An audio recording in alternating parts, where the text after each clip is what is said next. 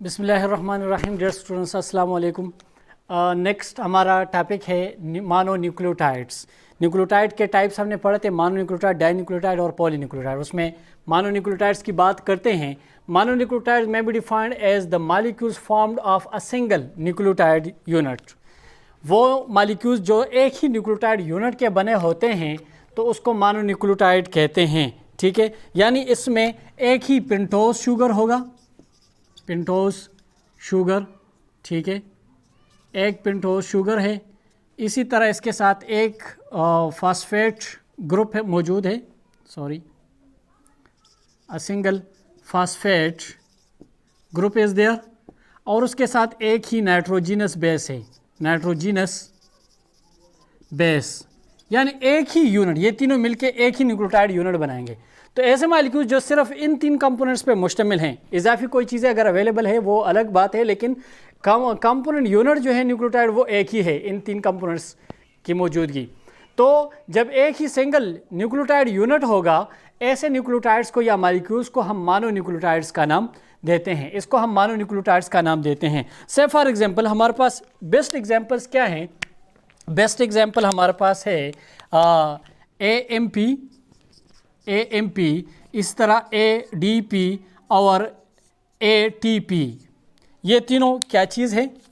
इनमें से AMP is called adenosine, it is called adenosine monophosphate, monophosphate. अगर adenosine monophosphate है तो ये मानो न्यूक्लियोटाइड होगा। अगर एडिनोसिन डाईफॉस्फेट है फिर भी ये मानो न्यूक्लियोटाइड है। और अगर एडिनोसिन ट्राईफॉस्फेट है, एडिनोसिन ट्राईफॉस्फेट, तो ये भी मानो न्यूक्लियोटाइड है। इसमें स्पेशल ये जो एडिनोसिन ट्राईफॉस्फेट है ना, this is basically energy currency of the body. ये बॉडी की एनर्जी करेंसी है, energy currency of the body. आपकी बॉडी को जितनी भी एनर्जी चाहिए वो एटीपी प्रोवाइड करता है। एटीपी में कहाँ से आता है? जब हम खुराक खाते हैं उसका ऑक्सीडेशन होता है रिस्पायरेशन के दौरान, तो एनर्जी रिलीज़ करके एटीपी तैयार किया जाता है और फिर जब भी हमें ज़रूरत हो तो एटीपी को इस्तेमाल किया जाता है। तो एटीपी क्या चीज़ है? ये एनर्जी करेंसी है। अब एटीपी कैसे बनता है? AMP मोनोफॉस्फेट के साथ जब एक और फास्फेट आता है तो ये डाईफॉस्फेट बनता है, एक तीसरा आता है तो ट्राईफॉस्फेट बनता है। ट्राईफॉस्फेट तक इसमें कैपेसिटी होती है। तो this is an energy currency, this is an energy currency. अब ये एटीपी बनता कैसे है? सुन ले, पिछली वीडियो में हमने कहा था, यहाँ पे अगर आप देख लें तो ये है एक pentose sugar, this is a pentose sugar. और अक्सर बच्चे पूछते हैं कि सर एटीपी में पेंटोज शुगर फिर कौन सा है, राइबोज है कि डीऑक्सीराइबोज? तो याद रख लें, दिस इज राइबोज। ये एक राइबोज शुगर है, राइबोज शुगर होता है जिस तरह के आरएनए में मौजूद होता है। तो ये पेंटोज शुगर है, राइबोज। इस तरह इसके साथ नाइट्रोजिनस बेस एडेनिन अटैच हो गया, एडेनिन, दिस इज एडेनिन। चूँकि यहाँ पे NH2 अटैच है तो ये एडेनिन होगा। अब जब पेंटोज शुगर और एडेनिन इकट्ठे होते हैं तो हमने कहा था कि ये न्यूक्लियोसाइड बनाते हैं। So this is what, this is a nucleoside. ये दोनों मिलके बन गए न्यूक्लियोसाइड, और चूँकि एडेनिन है इसमें तो ये एडिनोसिन न्यूक्लियोसाइड होगा, दिस इज़ एडिनोसिन। अब देखिए, इस एडिनोसिन के साथ ये फास्फेट है, अगर एक फास्फेट आप लगाओगे तो फिर मोनोफॉस्फेट हो जाएगा, दूसरा लगाओगे, तीसरा लगाओगे तो डाई और ट्राईफॉस्फेट बन जाएगा। इसी तरह ये MP, ADP और ATP बनता है।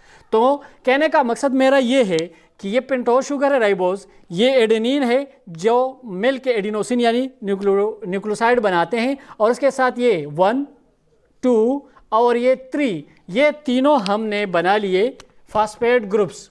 These three are what, these are the phosphate groups. ये फास्फेट ग्रुप्स हैं। तो डिपेंड करता है, मैंने पिछली वीडियो में कहा था कि इसका एक हाइड्रोक्सिल इसके हाइड्रोक्सिल के साथ मिलकर वाटर निकालता है, यहाँ से एक वाटर निकला होता है और ईस्टर बांड बन चुका होता है। इसी तरह ये भी जब इकट्ठे होते हैं तो क्या होता है, देखिए ना, यहाँ पे भी इसी तरह होता है, एक हाइड्रोजन और हाइड्रोक्सिल मिलके वाटर निकालते हैं यहाँ से भी और इस तरह यहाँ से भी। ये वाटर जब निकलेगा तो रिज़ल्ट में यहाँ पे ईस्टर बांड बनेगा इनके दरमियान, और इसको फिर हाई एनर्जी बांड कहा जाता है। This is then called as high energy bond. ये मैं ब्लू से शो कर रहा हूँ ये, तो ये वही हाई एनर्जी बॉन्ड है।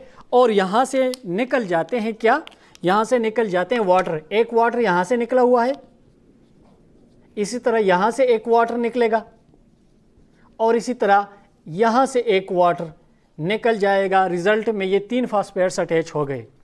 तो ये क्या है, दिस इज यहाँ तक, ये अगर हम ले लेना तो यहाँ तक दिस इज एडिनोसिन, ये हो गया एडिनोसिन। एडिनोसिन के साथ जब एक फॉस्फेट लिया जाता है तो ये बन जाता है एडिनोसिन मोनोफॉस्फेट AMP। जब दूसरा फॉस्फेट ला के इसके साथ अटैच करेंगे तो ये बन जाएगा एडिनोसिन डाइफॉस्फेट। और जब तीसरा ला के अटैच करेंगे तो फिर ये बन जाता है ATP एडिनोसिन ट्राइफॉस्फेट। तो ये हाई एनर्जी बॉन्ड्स हैं, इसमें बहुत सारी एनर्जी स्टोर की गई होती है। कहते हैं कि अबाउट 7.0 किलो कैलोरी एनर्जी इसमें स्टोर होती है, इस बॉन्ड में 7.0 किलो कैलोरी एनर्जी इसमें स्टोर होती है। तो जब भी आपको ज़रूरत होती है तो क्या किया जाता है, यहाँ पे हाइड्रोलिसिस किया जाता है, वाटर ऐड करके इस फास्फेट को फ्री कर दिया जाता है, ये बॉन्ड ब्रेक होता है और एनर्जी रिलीज होके हम इस्तेमाल करते हैं।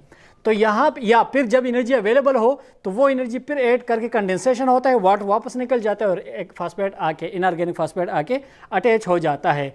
तो इस तरीके से अगर आप देख लें AMP, ADP और ATP तीनों में क्या है, मोनोफॉस्फेट, डाइफॉस्फेट और ट्राइफॉस्फेट तीनों में क्या है, न्यूक्लियोटाइड एक ही यूज़ हो चुका है।